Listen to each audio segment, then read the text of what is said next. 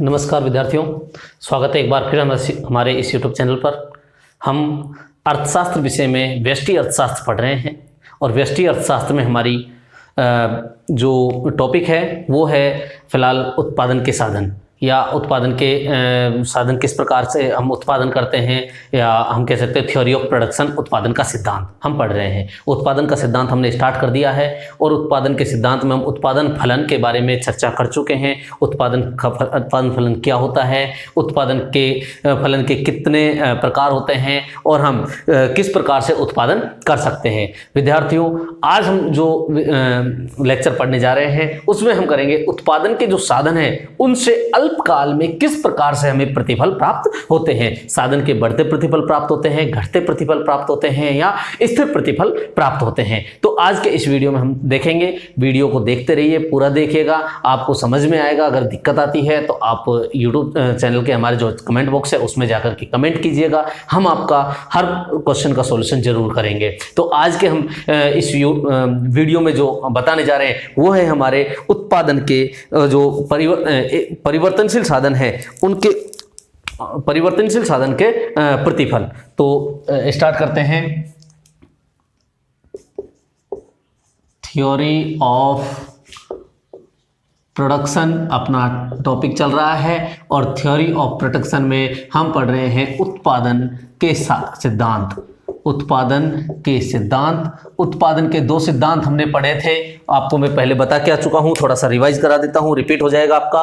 उत्पादन के दो सिद्धांत हमने पढ़े थे, एक तो होता है साधन के प्रतिफल, एक होता है पैमाने के प्रतिफल। साधन के प्रतिफल और दूसरा हमने पढ़ा था पैमाने का प्रतिफल, पैमाने के प्रतिफल। इस वीडियो में, इस लेक्चर में हम साधन के प्रतिफल की व्याख्या करेंगे। साधन के प्रतिफल क्या होते हैं? सबसे पहले इसे हम अल्पकालीन विश्लेषण भी कहते हैं। अल्पकालीन विश्लेषण है क्योंकि इस स्थिति में हम साधनों में परिवर्तन के परिणाम स्वरूप उत्पादन में होने वाले परिवर्तन की व्याख्या करेंगे। और ये जो है ये पैमाने का प्रतिफल है जो दीर्घकालीन है, दीर्घकालीन विश्लेषण है।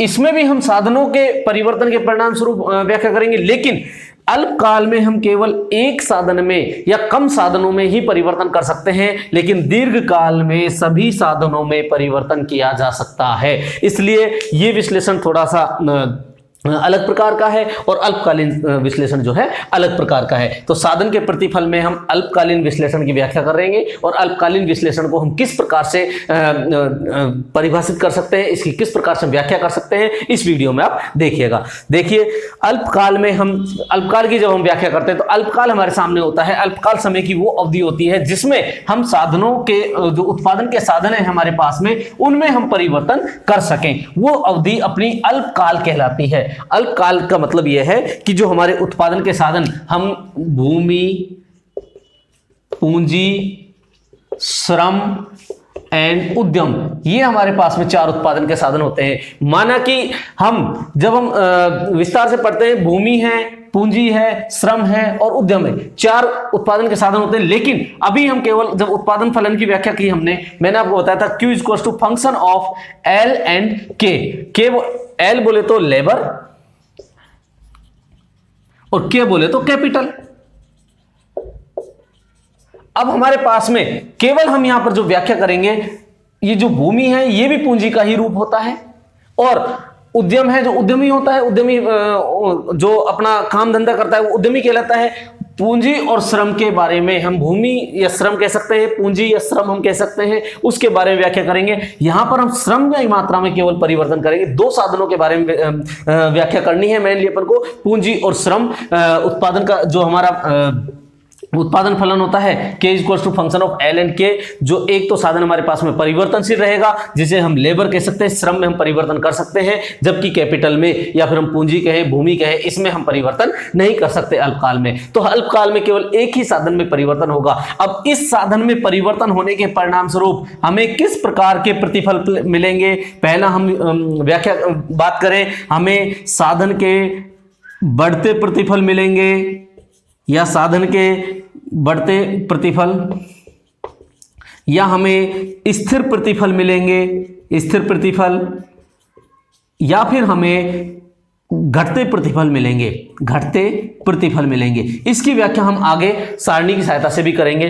अब आप देखिए बढ़ते प्रतिफल क्या होता है, स्थिर प्रतिफल क्या होता है और घटते प्रतिफल क्या होता है। यदि हमने जब उत्पादन शुरू किया, उत्पादन शुरू करने के लिए यदि हम 1 इकाई या श्रम की वृद्धि करते हैं, 1 इकाई की वृद्धि की, तो कुल उत्पादन जो हमारा होगा उसमें जो परिवर्तन हुआ वो घटती दर से होगा या बढ़ती दर से होगा, इस पर डिपेंड करता है। यदि हमारा जो श्रम हमने प्रयोग किया उसमें प्रति इकाई उत्पादन है जो बढ़ती दर पर होता है, बढ़ती दर पर बढ़ता है, तो उस स्थिति में क्या होगा, क्या होगा, बढ़ते प्रतिफल मिलेंगे। या फिर हम कहें कि 1 इकाई प्रतिफल श्रम यूज करने से समान दर पर हमारा जो समान दर पर कुल उत्पादन है बढ़ता है, तो हम क्या कहेंगे, बढ़ते स्थिर प्रतिफल मिल रहे हैं। यदि हमें जो उत्पादन है, कुल उत्पादन हमारी श्रम की 1 इकाई अतिरिक्त इकाई का प्रयोग करने पर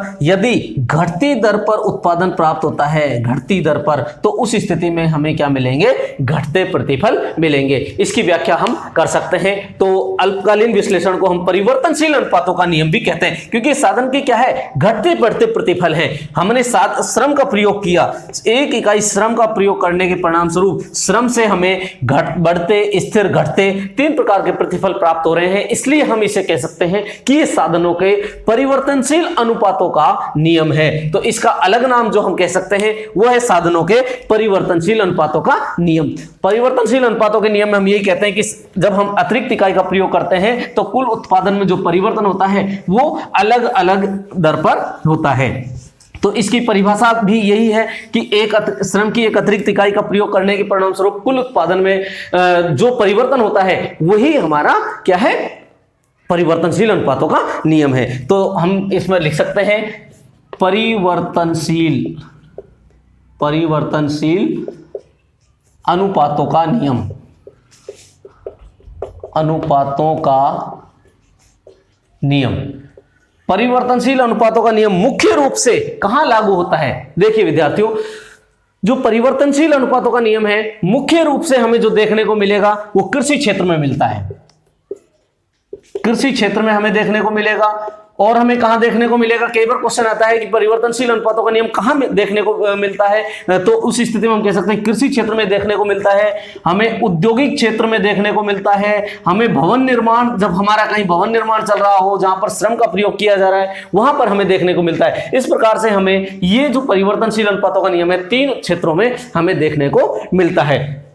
ये कब लागू होता है, इसकी कुछ मान्यताएं हैं। क्या मान्यताएं हैं परिवर्तनशील अनुपातों के नियम की? सबसे पहली जो मान्यता है वो है हमारे पास में कि एक साधन परिवर्तनशील होना चाहिए, बाकी सभी जो साधन है उत्पादन के वो क्या होने चाहिए, स्थिर रहने चाहिए। केवल एक साधन में परिवर्तन हो, कोई सा भी हो सकता है वो, केवल एक साधन में परिवर्तन, बाकी स्थिर रहने चाहिए।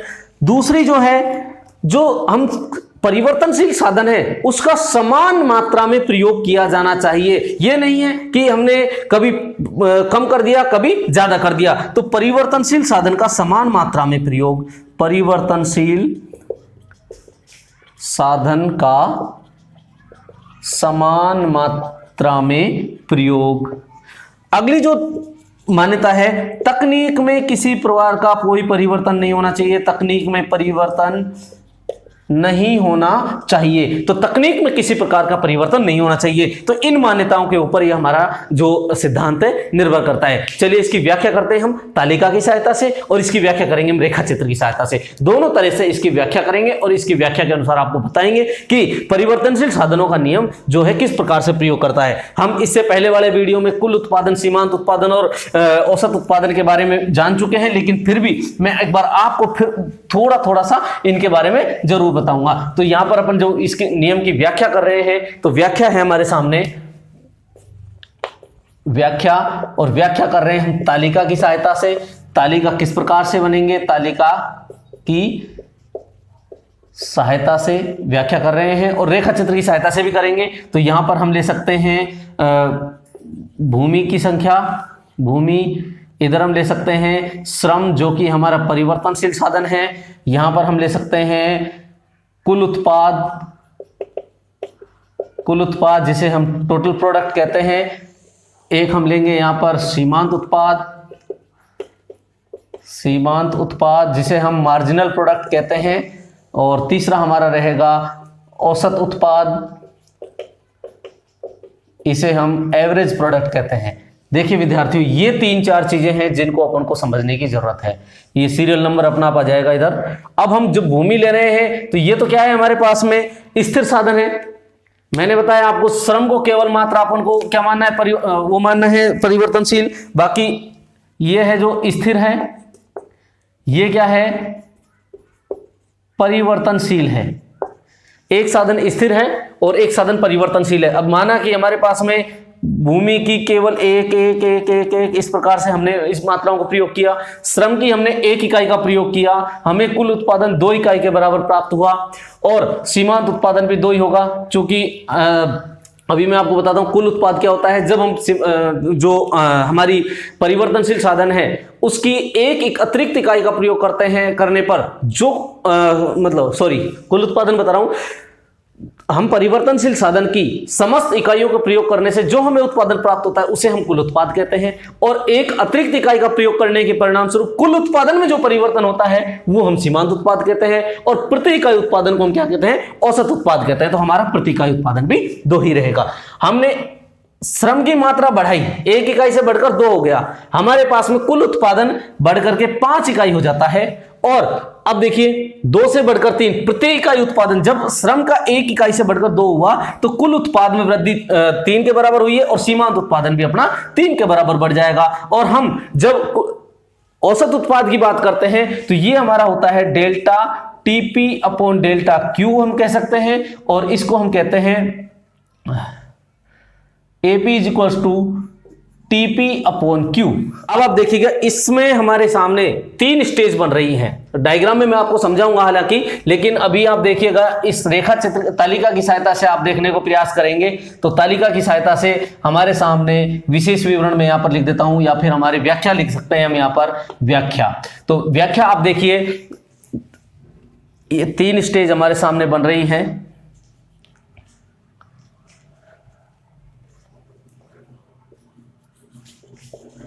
ये पहली स्टेज है, और फिर उसके बाद में आप देखेंगे कि अगले 3 पर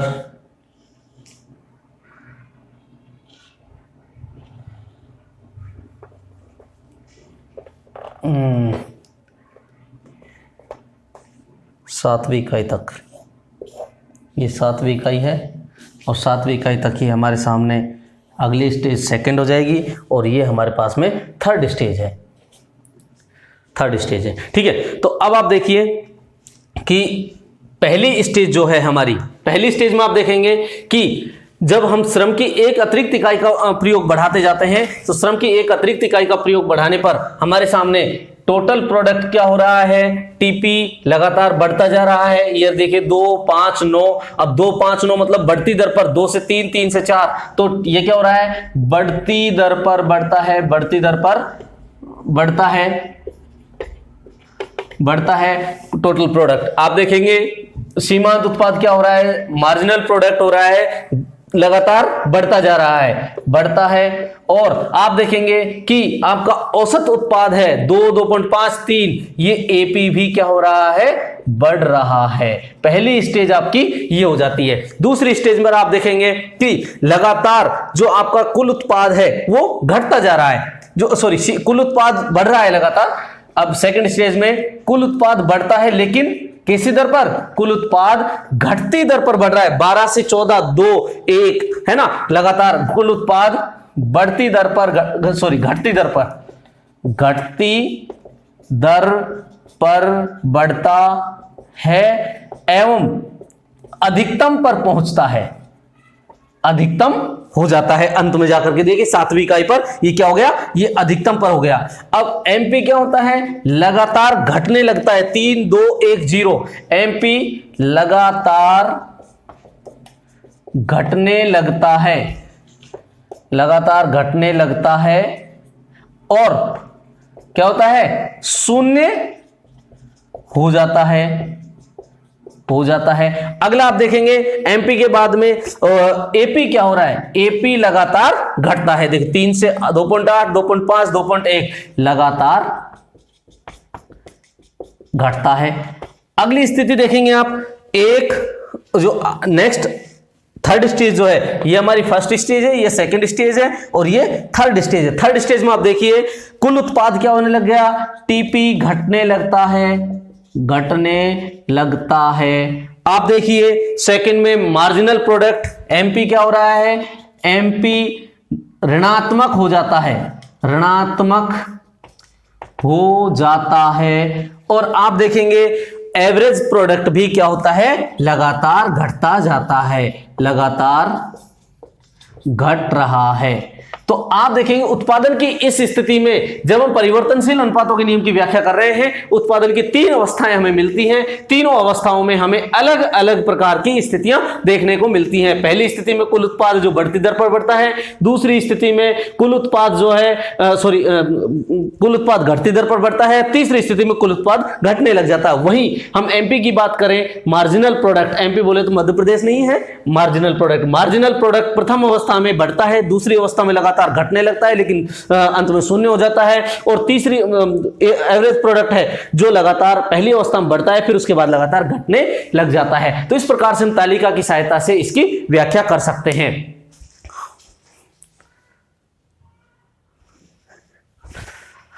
अब देखिए इसके बाद में, तालिका के बाद में हम करते हैं इसकी व्याख्या रेखा चित्र की सहायता से। तो रेखा चित्र की सहायता से हम परिवर्तनशील अनुपातों के नियम की व्याख्या किस प्रकार कर सकते हैं, देखिएगा। बहुत ही इंपॉर्टेंट टॉपिक है और एग्जाम में बहुत सारे एग्जाम्स ऐसे हैं जिनमें इनमें से क्वेश्चन 100% आया है और आता ही रहता है, आगे भी आता रहेगा। इंपॉर्टेंट टॉपिक जो है और इसके आधार पर हम कई क्वेश्चंस को सॉल्व कर सकते हैं। देखिए जब हम बात करते हैं इसकी रेखा चित्र की, तो रेखा चित्र की सहायता से व्याख्या, रेखा चित्र की सहायता से व्याख्या, इसमें 2 रेखा चित्र बनेंगे एक साथ।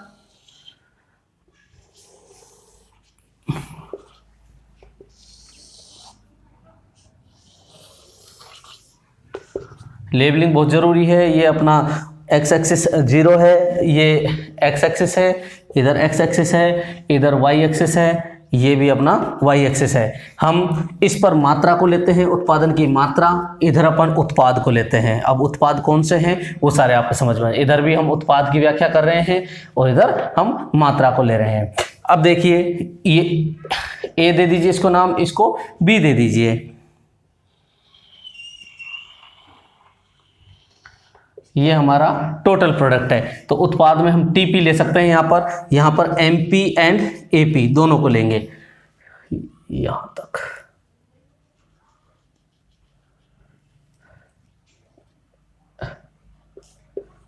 ये अधिकतम है,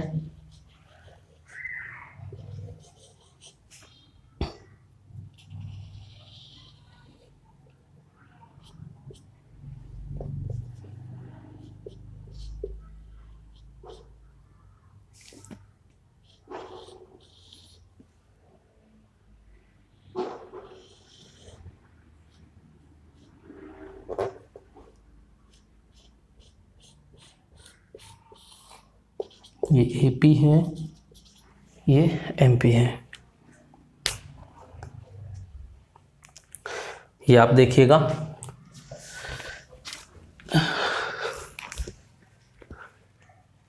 इसको हम पी क्यू, इधर हम इसको हम दे सकते हैं आर एस टी, और ये सी पॉइंट मान लीजिए, ये x1 मान लीजिए, ये x2 मान लीजिए, इसको x2, इधर हम इसको x1 x2 ले सकते हैं। ये आपकी फर्स्ट स्टेज है, ये सेकंड स्टेज है, ये थर्ड स्टेज है। देखिएगा यही वही रेखा चित्र है जिसको हमने तालिका की सहायता से देखा था, इसको हमने रेखा चित्र के रूप में बदल दिया है। ये हमारा कुल उत्पाद है। आप देखेंगे जब धीरे धीरे श्रम की मात्रा किसकी मात्रा है? श्रम की मात्रा हम कह सकते हैं, श्रम की मात्रा, यह श्रम की मात्रा है। श्रम की मात्रा बढ़ाते जाते हैं, पहले कुल उत्पाद है जो P बिंदु तक क्या हो रहा है, पहली स्टेज प्रथम अवस्था में क्या हो रहा है, प्रथम अवस्था TP बढ़ती दर पर बढ़ रहा है, बढ़ती दर पर बढ़ता है। आप देख सकते हैं रेखा चित्र में O से लेकर के P तक बढ़ती दर पर बढ़ रहा है। फिर उसके बाद में दूसरी अवस्था आ जाती है। अब पहली अवस्था में आप देख लीजिए, फिर आप देख सकते हैं ये मार्जिनल प्रोडक्ट कर्व है। मार्जिनल प्रोडक्ट 0 से लेकर के R तक बढ़ता है और आगे भी बढ़ता रहता है, अधिकतम पर पहुंच जाता है। मैंने आपको पहले बताया था पहली अवस्था में ही ये जो मार्जिनल प्रोडक्ट है अधिकतम पर पहुंच जाता है। तालिका में आप पीछे जाकर के देखिए, आपको समझ में आ जाएगा। तो पहली अवस्था में ये MP है जो भी क्या होता है, बढ़ता रहता है, बढ़ता रहता है। आप देखिए एवरेज प्रोडक्ट को, एवरेज प्रोडक्ट जो है हमारा लगातार बढ़ रहा है लेकिन MP से कम है और अधिकतम पर नहीं पहुंचता है। ये इसके बाद दूसरी अवस्था में अधिकतम पर पहुंचता है। तो एवरेज प्रोडक्ट भी क्या हो रहा है, लगातार बढ़ रहा है, लगातार बढ़ता जाता है, बढ़ता जाता है। ठीक है, प्रथम अवस्था में इस प्रकार की स्थिति देखने को मिलती है। दूसरी अवस्था देखिए, द्वितीय अवस्था। द्वितीय अवस्था में हम बात करते हैं जब TP की टोटल प्रोडक्ट देखिए सेकंड स्टेज में बढ़ता जाता है, बढ़ता जाता है और अधिकतम पर पहुंच जाता है, बढ़ता है एवं अधिकतम पर पहुंचता है, बढ़ता जाता है एवं अधिकतम पर पहुंचता है। रेखा चित्र की सहायता से वही बता रहा हूं जो मैं तालिका में बता के आ चुका हूं। आप इसी स्थिति में मार्जिनल प्रोडक्ट को देखिए, घटने लगता है और शून्य पर पहुंच जाता है। मैंने आपको तालिका में भी यही बताया है कि मार्जिनल प्रोडक्ट घटने लगता है एवं शून्य हो जाता है, शून्य पर पहुंचता है। ठीक है, अब आप देखिए एवरेज प्रोडक्ट की स्थिति लगातार घट रहा है, लगातार घट रहा है। AP है जो घटने लगता है, द्वितीय अवस्था में घटने लग जाता है। तृतीय अवस्था जो है आप देखेंगे, तृतीय अवस्था जो है बहुत ही वैसी अवस्था है कि इसमें जो कुल उत्पाद है लगातार घटने लग जाता है। TP घटने लगता है। आप देखते जाइए कि जब हम तीसरी अवस्था, थर्ड स्टेज हमारी यहां से इधर स्टार्ट हो जाती है, कुल उत्पाद जो है लगातार घटने लग जाता है। आप देखेंगे मार्जिनल प्रोडक्ट क्या होना है, लग जाता है, ऋणात्मक हो जाता है। MP ऋणात्मक होता है मार्जिनल प्रोडक्ट। और इसी स्थिति में आप देखिए एवरेज प्रोडक्ट लगातार घट रहा है, ये कभी शून्य नहीं होता है, AP घटता है।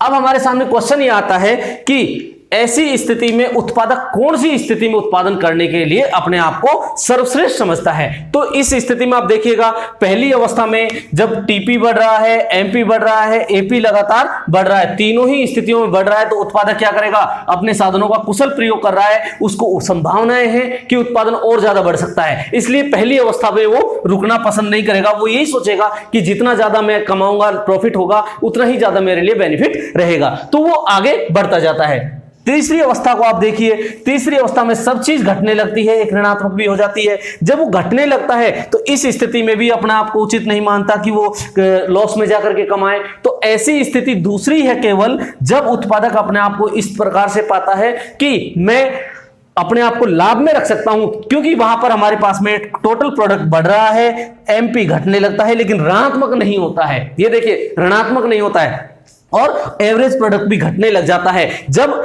ऐसी स्थिति आएगी तो उत्पादक अपने आप को द्वितीय स्थिति में सर्वश्रेष्ठ समझेगा और सेकंड स्टेज में ही उत्पादन करना अपने आप को सर्वश्रेष्ठ मानेगा, उत्पादन करना चाहेगा। तो इस प्रकार से हमारे परिवर्तनशील अनुपातों के नियम की व्याख्या है। अगले वीडियो में हम इसके नियम के लागू होने के कारण पढ़ेंगे, इसके स्थगन के कारण पढ़ेंगे, और भी जो हमारा इससे संबंधित टॉपिक रह गया है परिवर्तनशील अनुपातों के नियम से संबंधित है, वो हम अगले वीडियो में पढ़ेंगे। इसके लिए आप चैनल को सब्सक्राइब जरूर कीजिएगा, एक बार इसको पीछे जरूर देख लीजिए।